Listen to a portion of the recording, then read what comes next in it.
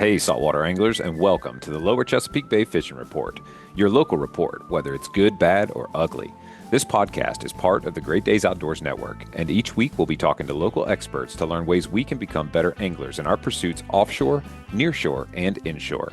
To keep this amazing fishery healthy and thriving for generations to come, remember to protect what you pursue. Summer fishing is fired up with warm water and hungry fish moving into the bay. So let's hear who's making the show possible, and then we'll jump into the reports. Listen up. AFTCO has a promotional gift for all Great Days Outdoors Podcast Network listeners. They're now offering a camo sunglasses cleaner cloth with any purchase of AFTCO products. For those cold, wet, or windy days, I especially enjoy my weatherproof fabric barricade jacket, as well as my Helm insulated fishing gloves.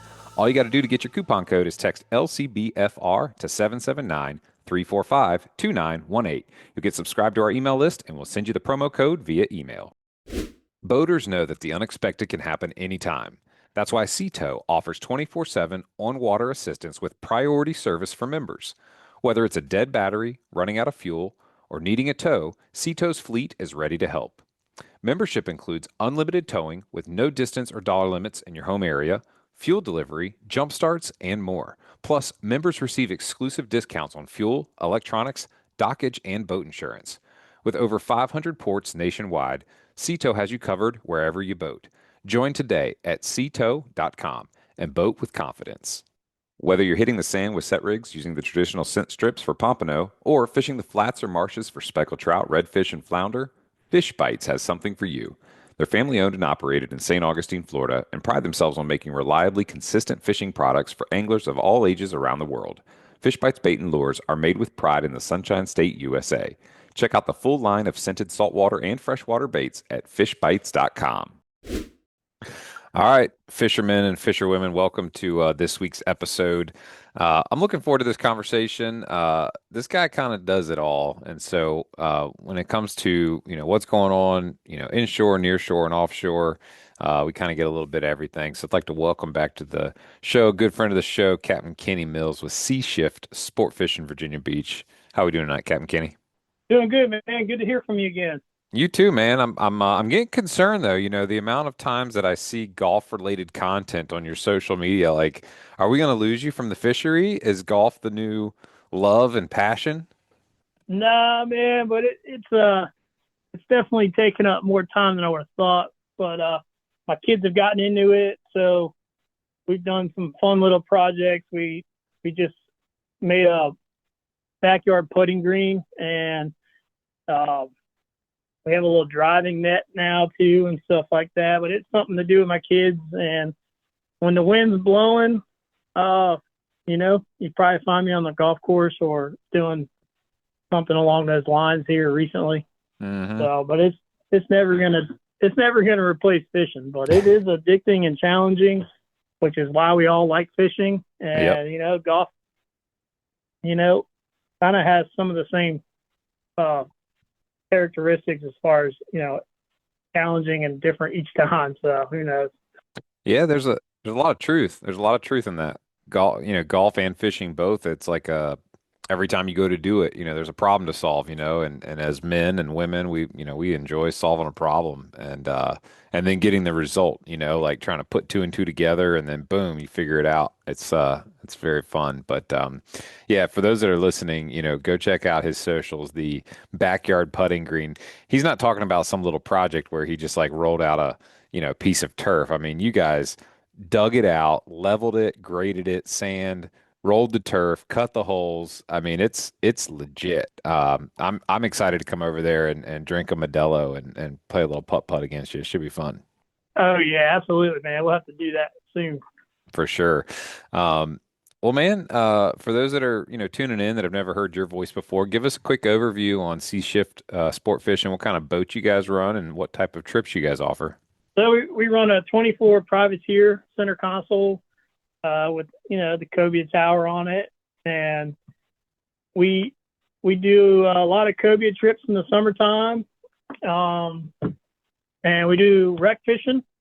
And I honestly did a lot more wreck fishing this year than I did cobia fishing. It felt like, or at least a good mix of both.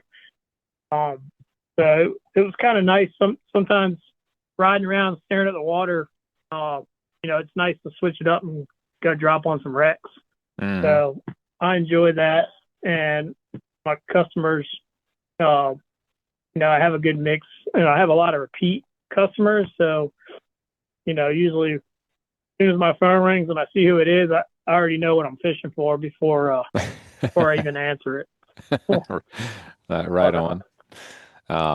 Yeah, yeah, in fact, this past Saturday, you know, had the chance of running into you out there on the water out there near a wreck. And it looked like you guys were doing pretty well. What were y'all fishing for, and what was that trip like? so that trip, we rolled out, and you know, it's probably the 33, 34 mile mark. We went to a well-known area that it's no secret the triangles around this area, but Hmm.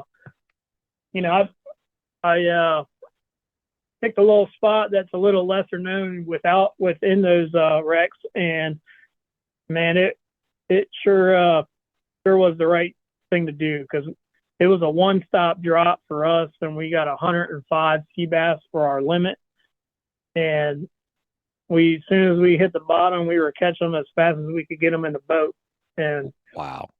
it was a little funny because you could tell, it is a popular spot around there. So I'm assuming it was picked over because some other boats spotted us doing really well, and we had boats within 15 feet. Next, it was like a Like, what's party. going on? Which, yeah. So, but when you drive, 30 something miles offshore, sometimes that's just how it is.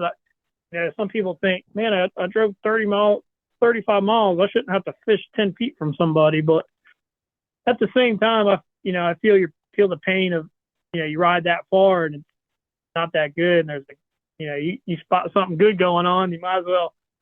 I'm always down to share the action if I can. So as long as everyone's, respectful and stuff like that, if you see me out there and I'm doing well, I'm fine if you pull up and, within a reasonable distance and, fish with me. So Right. that's Just kind of wrap what up. happened. And, a couple guys, you could tell, we're pulling up, trying not to really make contact, eye contact. And so I just broke the ice and was just like, hey man, like doing good here, man. You should send them down. It's a wide area, so go for it, So, and then after that, we were talking and stuff. So that's just kind of how I am. I try not to, you can feel the tension out there some days, and it's just not worth it to. I like that, keep that good mood the whole time we're fishing. And if you start having a problem like that, your charter feels it, and Mm. next thing you just know, the mood on the boat changes. But if you pump up the other boats, man, it just stays good. So that's how I roll sometimes. Man, I love hearing that. That's just such a great acumen that you've got to be friendly out there and be willing to help others out. And it's funny because I rode up near you and I saw you guys hooked up and I looked over at my buddy Dave and we're like, yeah, we probably should probably should go somewhere else. We don't want to get right up on their spot, but you weren't kidding, man. There was like three or four boats all within a 20 yard radius of you, and you guys are just your boys are just raking them in faster than you know, you could even count. And the boats around, you kind of just see them like kind of scratch their heads a little bit. But, my hat's off to you for, having that fishery figured out. I'm curious of a couple of things. So you kind of hit on the etiquette piece, Yeah, which I think, makes a lot of sense. Give that friendly, hey, how's it going? And maybe just be bold enough to ask like, hey, do you mind if I squeeze in here and just feel the other captain out? And if they're like, yeah, come on in, great, and if you kind of get a weird look, oh, maybe yeah. that's your cue to go look elsewhere. But But yeah, I feel like if you pull up and if you know the wreck well enough, sometimes you know the size of it, so you can use your judgment. If you're fishing on, some giant ship or something that sinks down there, then you got room for two. But if it's a little small rock pile, and you have an idea what it is, then like sometimes like okay, that's a one boat wreck. There's a guy there. I'm gonna move on.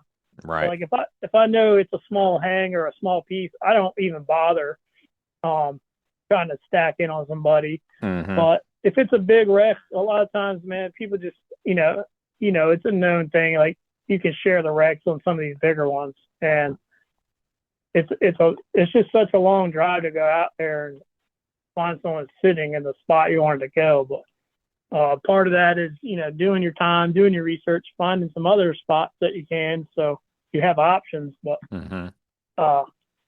yeah, if you ask a guy, hey, do you mind if I squeeze in there, and he says no, just be ready for that. Don't take offense to it. Don't get upset, and just say okay and move on. And if he says yeah, then move on in. So right.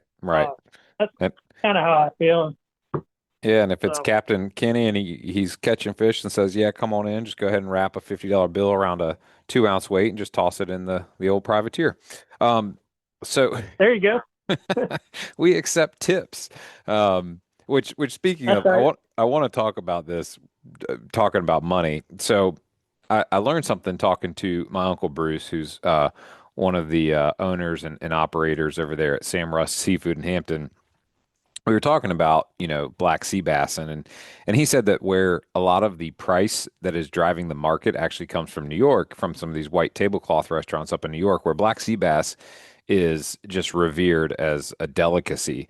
So I want you to think about those 105 fish that you caught, and then just think about the rough poundage. If you figure the average fish that you caught is probably what, 3 pounds?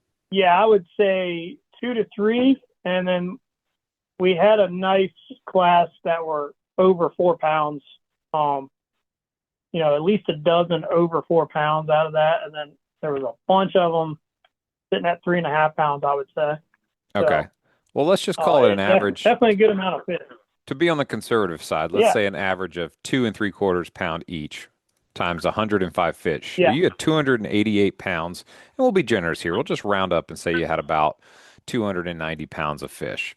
What would you guess that a whole jumbo black sea bass, which is 3 pounds or bigger, goes for at the current market price with the head on? Man, with the head on. So I've never really thought about it. I know that it sometimes sells for anywhere from like $19 to $22 a pound, but that's filleted. Fillets. So Yep. the head on, I'm sure is probably fancier, and people want it that way. So I don't know, man. Honestly, I'd just be guessing out of the air if I try to guess that one. Well, I'll tell you that given the current market price for head-on fish, you took home a $3,042 haul. Currently, it's going for Wow. $10.49 a pound. And then get this, the fillets off of those fish right now at market, the market is currently paying, and this is to the restaurant. So imagine what you're paying for the actual dish, but to the restaurant Yeah. is 32.59 a pound right now. So you if you went home and filleted all those fish, I think you posted a video of all those fillets in a big basket. That was almost Yep. $10,000 of fish. That was $9,451 of fish that you were rolling around in that basket.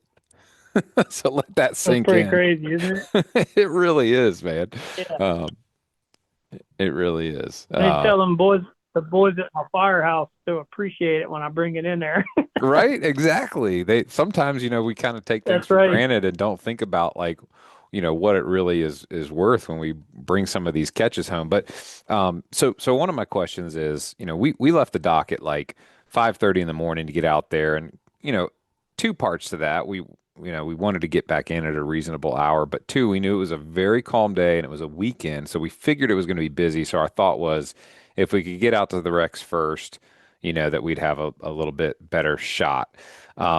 But my question is like, does that really matter when it comes to the bite? Like, does what the current is doing out there or time of day, does that have an impact on whether the bite is good or not at any given wreck, or is it just my imagination? So I've fished at all times of day, and I've had good fishing and I've had bad fishing, and I've had good times in no current. I've had good fishing in fast current, and every time I think I figured it out, it shows me up different. So, Hmm.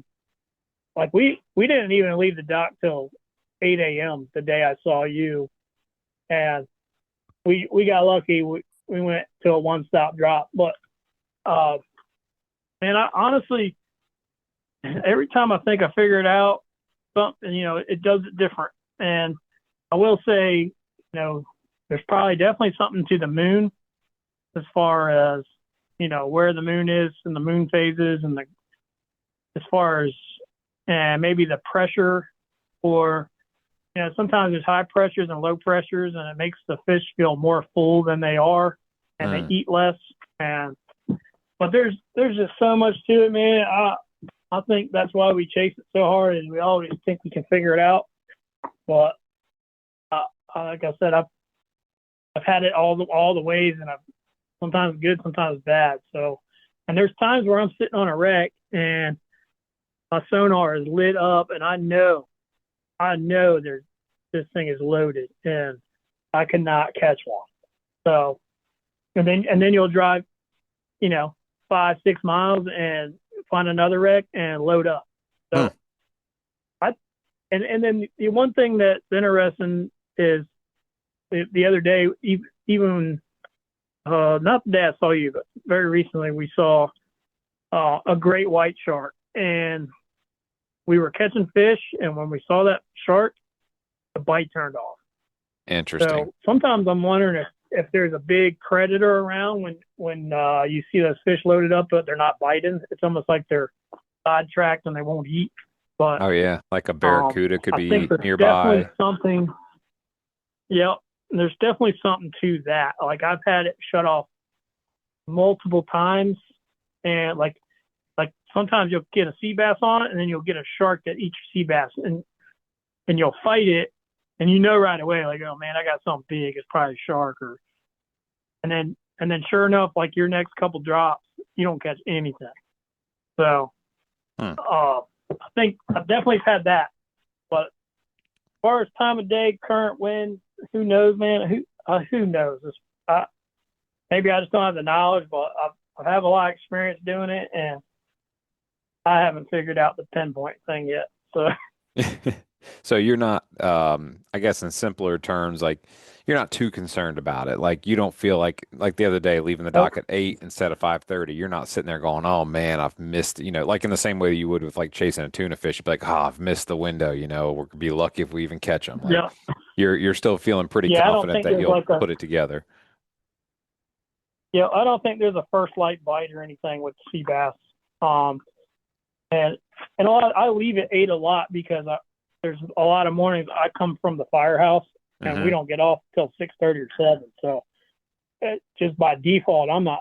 There's a lot of days I'm not leaving till 8, and that was one of them. But Now hold on a second. I talked to Trip Seed last week, and I know he works in a firehouse as well. And how does that work? Are you working yep, all night long and then leaving straight from your shift to go run a trip? yep, yep, Oh man. How do and you physically it is. deal with that? That's crazy. I've been doing in the fire department 21 years, so you kind of get used to it, and you have good nights, you have bad nights. I personally never have like the best sleep at a firehouse, no matter how good the night is, because there's always some guy snoring, or someone getting up, or another truck going on a call, or whatever it is. But you do get used to it, man, and there's days where I can go a whole bunch of days and have very little sleep, but then it'll hit you like a brick wall. So Hmm. you got to know yourself and be ready for that day that it's gonna hit you. But Right. Yeah, that'll put you down hard. that's all. Man, and being offshore too is a unique kind of stress on your body because you're kind of getting, depending on the day, you're getting a little beat up on the way out, the way back in. Then you've got to clean all those fish. You got to clean the boat. You got to load, unload. I Yep. mean, by the time your front wheels, hit the driveway, I mean, your body just wants nothing more than to be horizontal. And then a lot of these guys turn around, do it the next day, and do it over and over and over again. That's a lot of work on the Yep. body, that's for sure. But so another question about the sea bassing. So you talked about a little hang. When I'm watching my bottom machine, uh, obviously having the relief shading is a big help because you can get a really good picture. Like if you get a good number for a wreck, whether that's through NOAA sites or somebody shares some numbers with you or whatever, you're able to go there and put that mark in on your active captain. Then you can go sync that to your plotter and then go follow that line out and once you get there, you actually see it on the bottom machine, you see it on the relief shading, and it all makes a ton of sense. But there's a lot of stuff I know folks fish that's not on active captain, it's not a known thing. So when you talk about a little hang, like what kind of thing would I be looking for on my bottom machine that would be, I don't know, sizable enough to catch your attention and say, you know what, this could be worth stopping and exploring for a little bit. Yeah. So if you're in the area, especially at the triangles or whatever, and you're moving slow, if you turn your gain up on your machine to where everything gets fuzzy, and then bring it back down just a little bit where there's still some fuzz, but you can tell where the hard line is at the bottom. And then if you see any kind of lump, because when you're in 100 feet of water, anything that changes that straight line at the bottom, it's decent enough to check. And if you see a lump and then there's fuzz above it that's thicker than the rest, that's going to probably be fish. Hmm. And it's worth giving it a shot. So, and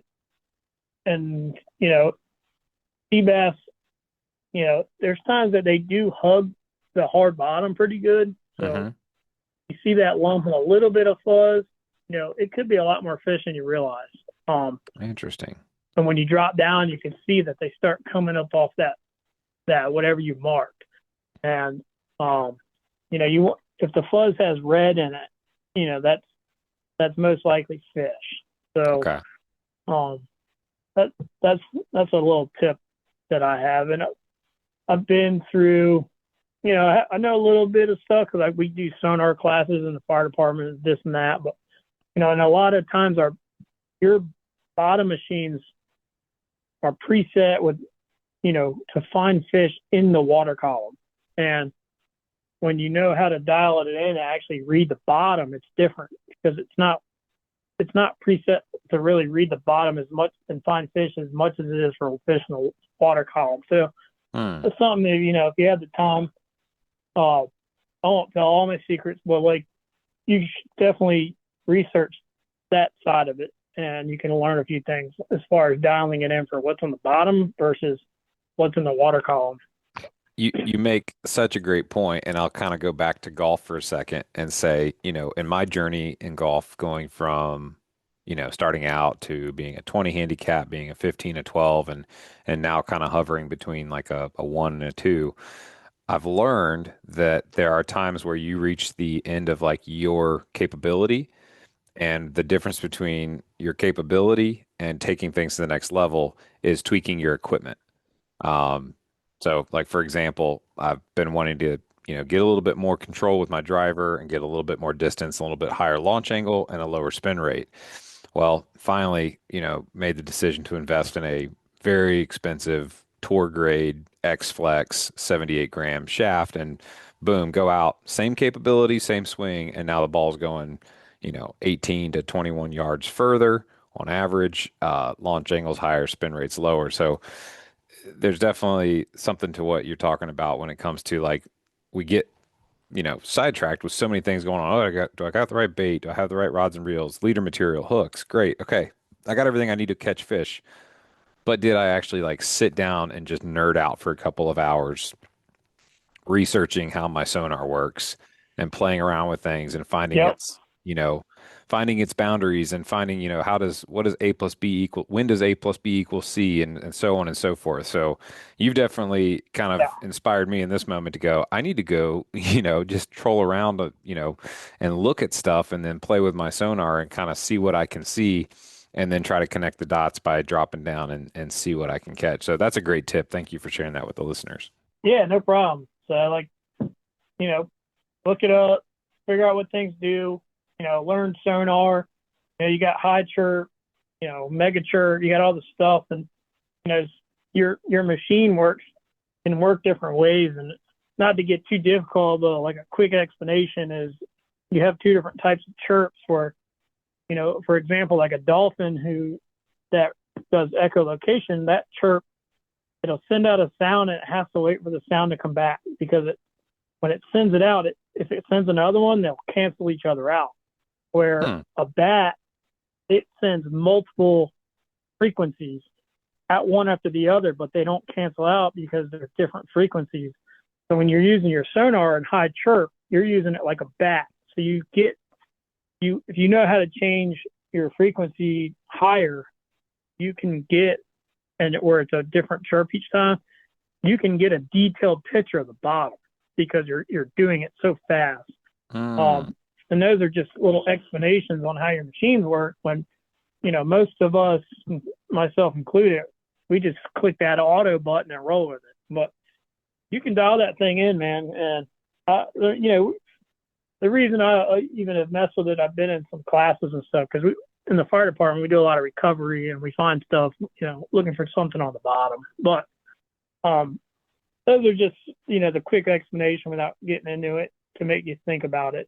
Yeah. But And what you just said about, you just said about the fire department having to find things on the bottom, that's kind of scary to think about because I'm sure you guys have had to, do recoveries and things like that are probably hard to think about and look at sometimes, but you definitely have to be a student of the sonar to know what you're looking at. So, like I said, you've got me thinking hard. I'm gonna have to go out and play the old WWKD. What would Kenny do with his sonar and figure it out?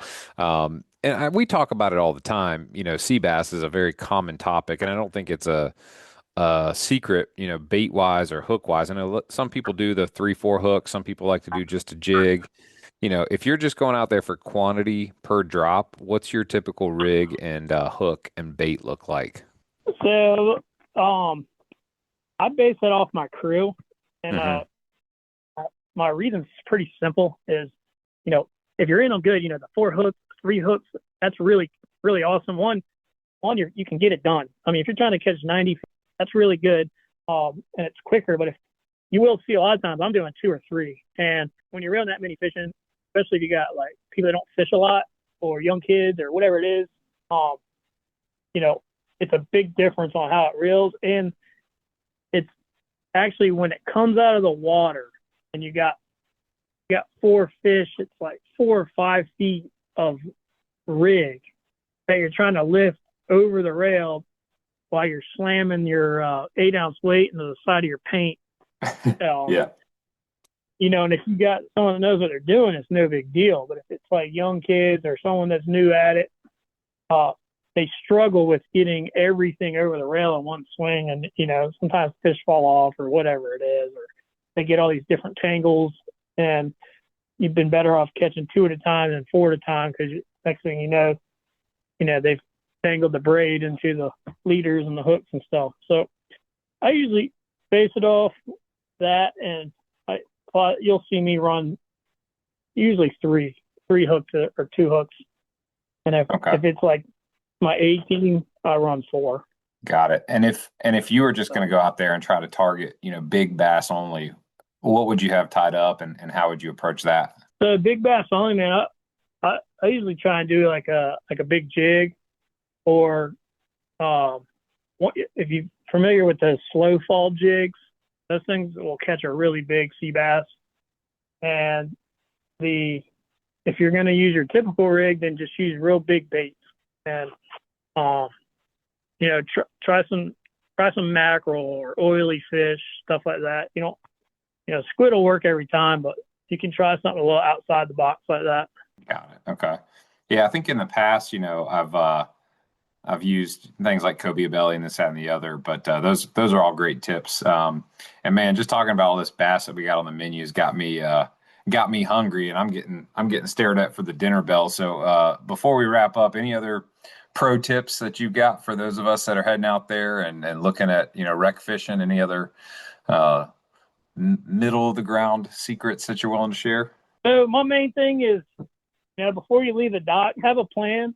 And when I say that, have a plan that when you get there, if it's not what you thought, that you're somewhere with another wreck in line and another wreck in line. I like to go to the furthest wreck first. So if that wreck doesn't work, then everything else, I'm working my way back in.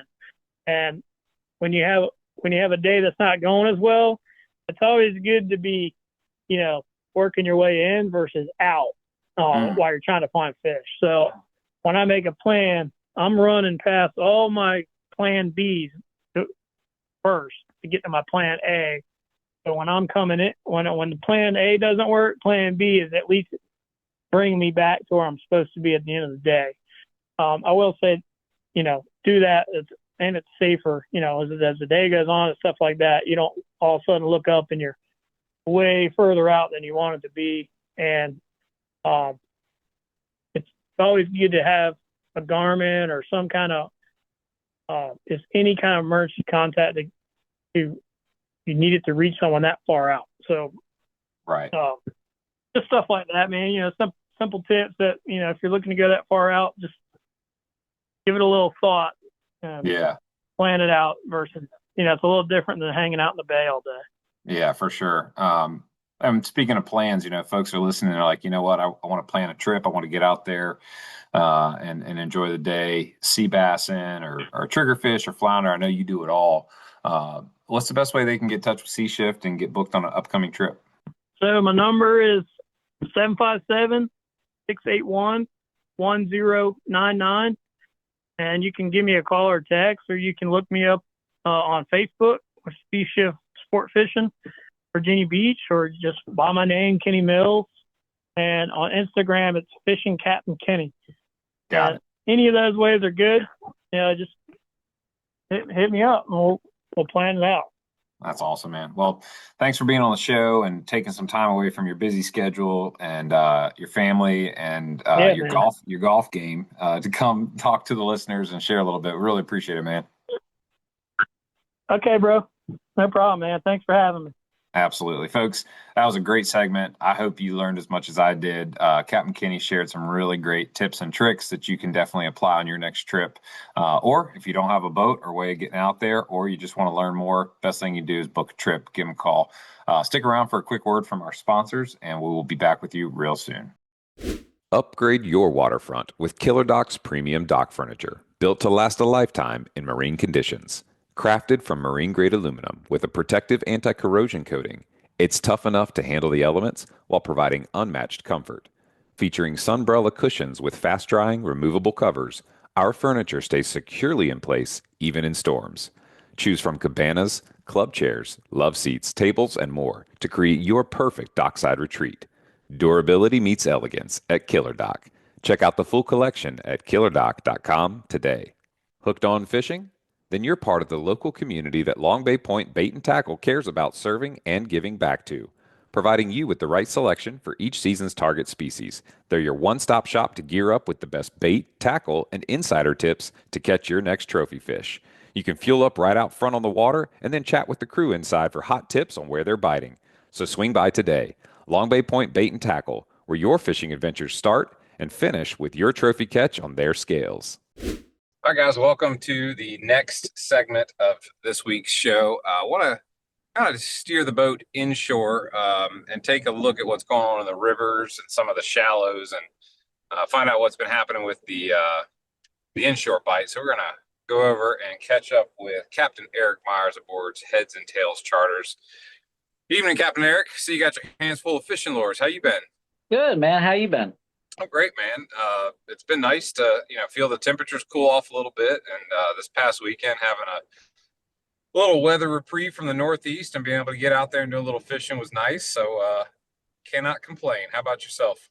I have enjoyed it dearly. Not bad. 1,000 degrees and really gets everything fired up inshore. Is the largest change there really just the ambient temperature that then translates to the water temperatures?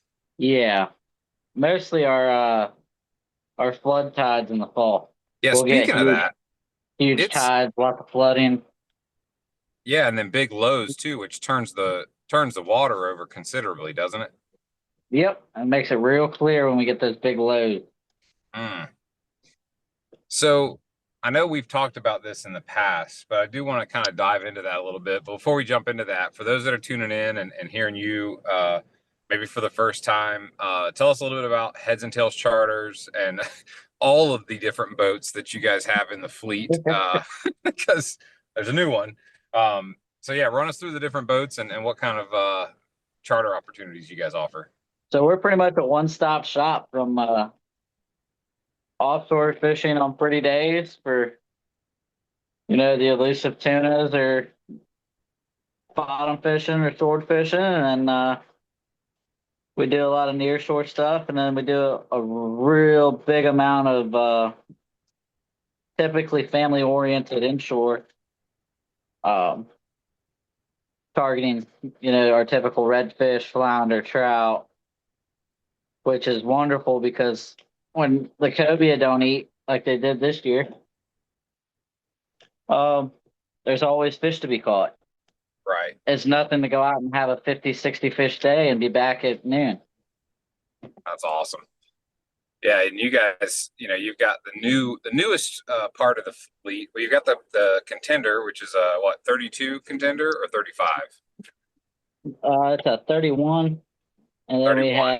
we have two 27-foot skiffs, and then we have a 21-foot skiff and then a 13-foot scooter boat that we use for like single person, like fly fishing trips to get real skinny and real quiet. Awesome. Yeah, the newest is what are we calling the newest boat? We don't have anything yet, but Okay. it is bright pink as of right now. We have to use your imagination and probably fill in the blanks, but we won't spoil anything. And then, of course, you've got the newer 27-foot skiff that you guys had custom built with that beautiful wrap down the side, and you guys are able to really pound the inshore, pretty comfortably now with several folks on board, and there's just tons of room to cast, plenty of room to store baits, throw a cast net, you name it. What have you guys been seeing on some of your recent trips inshore as these temperatures have changed and some of this tide has moved? Like you're talking about. What are the term for the tide again? These flood tides? Is that what you call it? Yeah, flood tides. We've been pretty steadily seeing a good push of trout, which is kind of nice. It's about, I would say, a good 2 weeks early from what it normally is. Okay. For the size of the trout that we're catching. I mean, we're not catching a lot, but the ones we are catching, are 16 to 20 inches. We did fish out in the bay one day for trout out off the beach, and we did see some real good action on some bigger class of fish. But typically it's I've taken you out there, you've seen it, it's a real hit or miss. Right. You either go out there and fishing bigger throw water. 3,000 times and you catch one, or you go out there and cast a bunch and not catch anything. Yeah, and what brings them in close to the beach like that? I do believe that's just how they migrate down the beach. So when we get those flood tides and the water cooling down, it's either them coming up and getting off the beaches off like the ocean, or some of the fish are coming in from, up the bay that typically get trout all year round. Do trout kind of, right? Do they behave similar to cobia and other species in the sense that they do a migration pattern for the sake of spawning, or do they do a migration pattern for the sake of like survival for water temperatures? I want to say they do it for survival and a little bit of the fact that down here the food never leaves. So the nice thing about Lynnhaven is we can catch bait till about December. For a lot of our inexperienced charters, we're able to throw popping corks with live bait till, like I said, pretty much December. That's awesome. That also lends to being able to catch, bigger rockfish. Not that we can really do anything about those now, but right. It does make it a lot nicer for, our military families around here, that everyone comes in for the winter holidays and they all go, "Hey, I didn't think it was supposed to be 60 degrees today." And let's go fishing. Yep. So I want to key in on two species and primarily dig into getting located and then tackle an approach to getting bites. First one I want to tackle with you is puppy drum. That's a real popular fish that folks like to go after. They're fun to catch. They pull hard, and they're pretty good eating too. So this time of year, middle, late September. What are you doing to get located if you're going to be targeting puppy drum in, take, the Lynnhaven Basin, for example? What kind of key factors do you look for to get located before you start fishing? This time of year, wherever the shrimp are, we get a big influx of shrimp into the rivers. So typically, they're going to be in, 8 to 10 feet of water. That reminds me, we got to go shrimping. What are we waiting on? I don't know. Active God at this point. That was one of the most fun trips I had with you was throwing that cast net for hours on end with Captain Baldwin and Ryan. I mean, that was and Adam. That was an absolute riot. We had a great time. But anyway, so where the shrimp are and what's that? Certain bottom features? Or are you just looking for shrimp or is it temperature? Mud. Typically Okay. Mud and 8 to 10 feet of water. Okay. And with muddy bottom, is it something you can see on your sonar, or do you have to just drop a lure down or somehow feel the bottom, or do you just see it on your sonar and know? A lot of times you can get really good marks on your sonar with really, really soft bottom and deeper water. Okay. The bottom itself doesn't show up as well, but typically all I do is you can drop a 1 ounce egg weight, and if it sticks in the mud, you're good. Right. Okay. But typically anything past the basin is mostly mud. Really just look for that 8 to 10 foot of water Yeah, and typically a lot of current this time of year. a lot of current. Okay. So Because those moving fish are water. going to stage up on structure because those shrimp don't stick on the bottom. Like from what I've seen this year, they really don't stick on the bottom. If you sit around a dock long enough, you can basically just dip in it, hand-sized shrimp. And then that's what the redfish are doing. They're going around, sitting around docks and oyster beds and stuff, grass beds, anything that's got the shrimp coming up to the surface. So, And like a shoal next to a point that has grass, there's going to be current on it. There's going to be redfish. got it.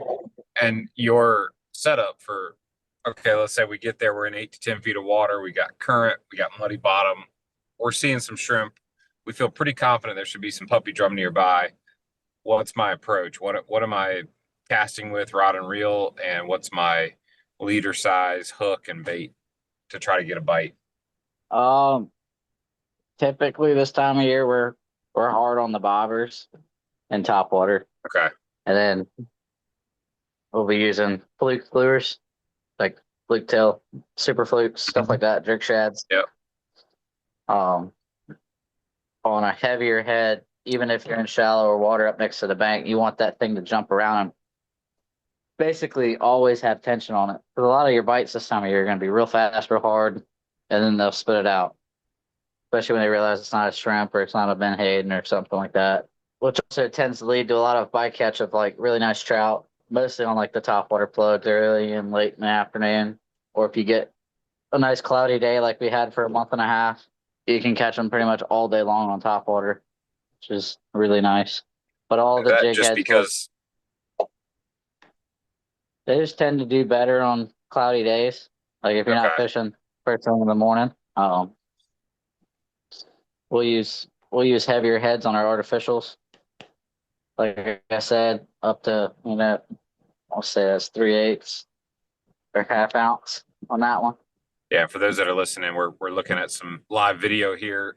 Captain Eric showing us some lures there. So was that a 6-inch fluke on three-quarter ounce? 5. Okay. 5-inch fluke on a 3/4. Yeah, and I remember fishing with you a couple of times and how you would really vary the size of the lead head based on the current. And that seemed to be a real important factor to whether or not we were getting bites or not. Yeah.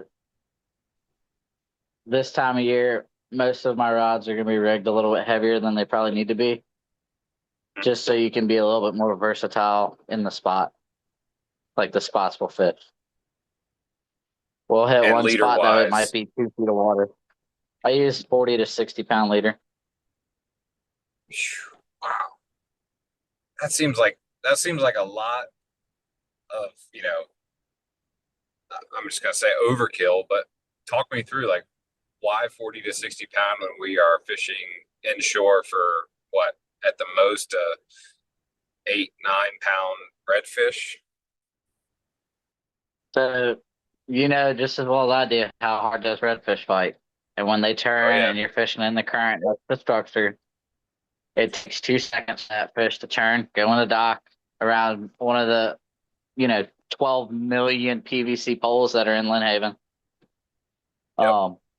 And then it's gone. If you had 10, Yeah. 10 to 15 to 20 pound leader, I mean, that fish just has to nick it once and you can't put any heat on it after that. Right. A lot of our guests are not very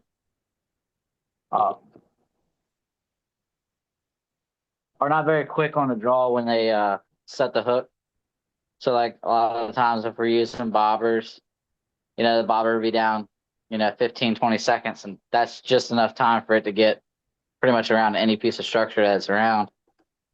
And then on top of that, not to mention when you're throwing these heavier jig heads, like I said, in that shallow water around oysters and stuff like that, you fall in an oyster bed or into like an oyster shell, that jig head gets stuck in the oyster shell and you go to jerk it out. And a lot of times you'll get that bite as soon as that jig breaks free of that oyster shell. You got 20 pound leader, you'll cut yourself right off. Got it. Makes sense. Yeah, And those if you don't redfish cut like yourself that. off, and if you don't cut yourself off, the redfish will help you out by breaking you off when they hit it after it comes out. I Right, mean, because they're down in there with their noses and their faces, like burrowing oh yeah, through and trying to get into they're those sitting on oysters. top of them.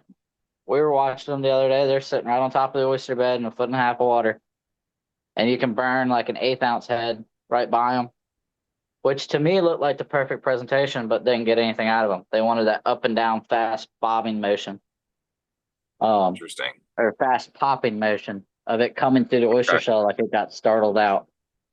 Mm. And that got a bite. The 1/8 ounce did not. So, I mean, yeah, we'll switch it up every now and then, but typically it's always going to be, a 1/4 ounce head or 3/4, 3/8, somewhere in there. But that heavier leader is definitely key to helping you land fish. I don't know how many redfish this summer. I god awful amount of fish that I cut open. And I mean, boom, there's a Z-man and a trout eye sitting in his stomach. Or I got 3 feet of leader hanging out of its mouth. Or, oh my God, look at that bobber over there. Bobbers are tied straight to braid. Another good technique, good habit to get into is tying, 1 foot of leader above your popping corks. Because a lot of times that's usually what connects with any piece of structure that you get around. Like I said, PVC poles, docks, other sorts of hangs that you might be around in that shallow water. Because when you just have braid, I mean, it's like dental floss, it'll pop right off. Right. And are you I using have mono actually, or fluoro? I'm a hardcore mono guy. I didn't grow up with a lot, so we had mono, and that's what we use. And I prefer it, really. I mean, I feel like we get a little bit more stretch and a little bit more forgiveness out of it, but every person's different. They're gonna tell you, 9 ways to skin a cat. I'm a big mono guy in Lynnhaven because you just don't need it. The water's typically always kind of tingy, dirty. Right. And I mean, ain't no real reason to have it, especially for targeting the redfish. I could see it when the water gets super, super, super clear, and you're trying to get a trout or something. Because yeah, those trout they got laser vision. They do have pretty Oh, pretty sharp eyesight. They're ambush predators by nature, right? Mm-hmm. Whereas They're one of a the few redfish fish is that, more. oh, what's that? I'm gonna eat it. Very charter friendly, very first timer friendly. Oh, not to mention delicious. But while I got you on the phone and we were talking about the break-offs, so I got 1, 2, 3, 4, 5, 6, 7 bobbers right here that I've got in the past 2 weeks from fish that I've pulled fish off of. Wow. That I definitely mean, tells a story about, using the right leader material and you can like even you see it on said, this one. behind. That was tied just straight to Yep. braid. It got around something and broke off. That Billy Bay bobber, So though, whoever you lost would it, it take had a from your 30 incher. braid, right? You would take from braid and then do about what, 3 feet or so of your 40-pound mono to your popping cork, and then from the other side of the popping cork down to your hook. That way you're good to go, even if you get wrapped around Yeah, it dock just gives pile or you just something like that. little bit more forgiveness, a little bit more leeway to it. But I mean, I'm going to look at my rod right now, and I can already tell I got about 1.5 a leader above the bobber. So there's the bobber. Got leader up to there, which Okay. about 1.5 maybe, and then 1.5 Foot and a a half. leader underneath the bobber. Got it. So I want to switch gears and kind of talk a little bit about, some of the flounder opportunities that are there. When you change over to targeting flounder, do you look for similar water and bottom features like you do for puppy drum, or is it a totally different set of features that you're looking for? Typically, this time of year, if we were going to go try to catch a flounder in Lynnhaven, we're going to use, again, a bobber, and we're going to drift really shallow flats. And I'm usually going to have about 3 to 10 inches more leader on the bobber compared to our depth. That way the bait can sit on the bottom. And we've been able to catch, flounder up to 6.5 pounds. My buddy caught a 7 something today in Lynnhaven, I believe. Oh, That's an absolute unit of a flounder, especially considering that people like myself included are running out to the triangle wrecks, right now to try to catch flounder, and you guys are doing it on a skiff inshore, burning, 1/100th of the fuel. oh yeah, yeah. And walking away with, go fish for an hour and might catch, could be a 10 fish, could be a 40 fish day. But this time of year, it is so hard to not go out and catch something. There's no rhyme or reason. It's about as easy as it could be to catch, a good showing of fish, Yeah. Seems like everything's just kind of alive right now and moving and hungry. And it's like that kind of exciting time in the water where the like you said, the flood tide is happening, the temperatures are changing, and it's no longer too hot or too murky or any of that stuff. Things are able to move around. Bait is present and moving.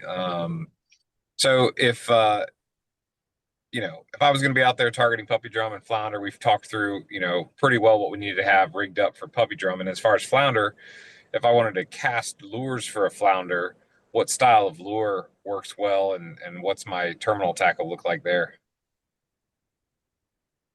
I don't think you can go wrong with, a good curly tail grub.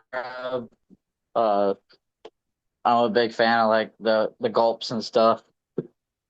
But the nice thing about this time of year is all the puffer fish and pinfish are real big. So your gulps aren't going to last, but, might get 2 casts. So a good alternative to that twisty tail is a gulp shrimp lure. We use that pretty religiously because they can bite the fan of the tail off, and it doesn't seem to hinder the flounder wanting to eat it at all, which is really Got it. nice. Got it. I assume a live shrimp's got to work pretty well too, right? You will probably get pecked off in the first 30 seconds, sadly. Got it. All those little fish down there really like shrimp, and when you put them on a jig or a hook, I don't know what it is about it, but I mean, it'll be gone in 30 seconds unless you happen to drop it right on one's head. Right. No, that makes total sense. Well, man, it's exciting to hear about all the opportunity that's available right now inside of Lynnhaven. Does Heads and Tails have, plenty of opportunity to get out there? What's the calendar look like right now? So I have the calendar open for all 3 inshore boats right now, and we're fairly booked up most of October. We're starting to get booked up most of November too for the big trout and stuff.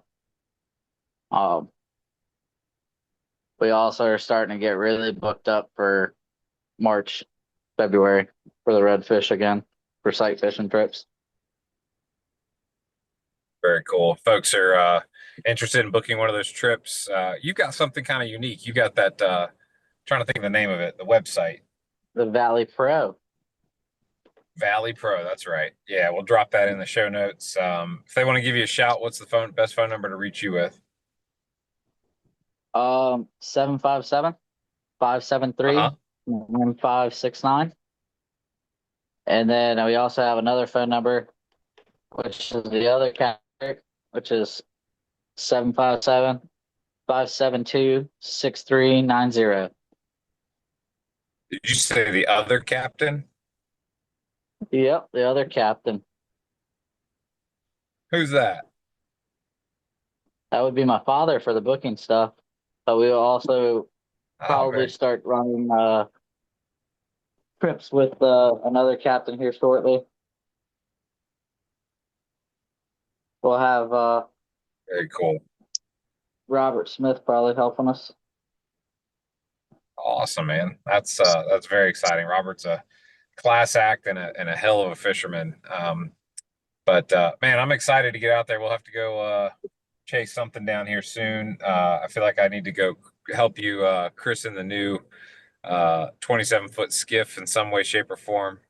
Make a couple of memories on that boat, like we have on all your other boats, and on my boat. We've had a lot of firsts together. Great white shark, great shrimping trips, Sailfish at the barracuda, tower. sailfish at the tower, barracuda on a jig, you name it. We've seen it. Mahi off of a sea turtle. Yeah. Definitely done a lot.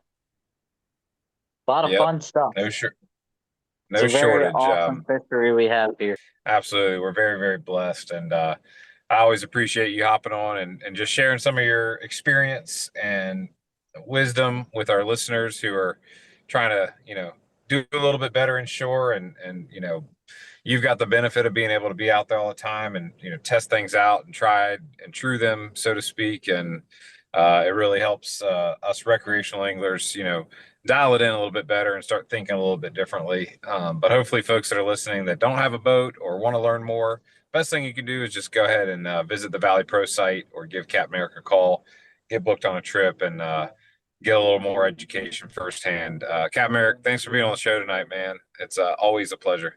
Yeah, man. Thanks for having me. Absolutely. Folks, yeah, man, always fun. That's going to wrap it up this week, you guys. I hope y'all learned a thing or two and can apply it. Remember to be, respectful of the fishery.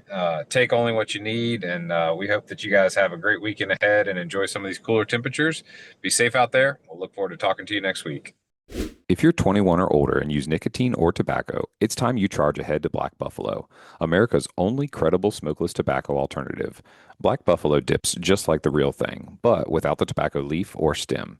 Get it now at Wawa, Circle K, Sheetz, Love's, Pilot, Racetrack, and many more that you can see on their store locator at blackbuffalo.com. Black Buffalo Tobacco Alternative is everything you love about dip, nothing you don't. Serious shallow water anglers count on Stay Put Anchor to do exactly what the name says.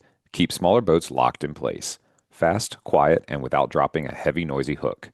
Built in the USA and designed for boats under 24 feet, Stay Put's solid fiberglass pole spikes pair with marine-grade bow, stern, or drill-free motor mounts for quick installation. So more time spent fishing and less rigging.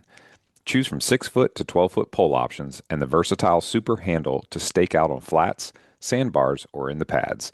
Affordable, dependable, and proven by anglers nationwide. Learn more or build a custom kit at stayputanchor.com.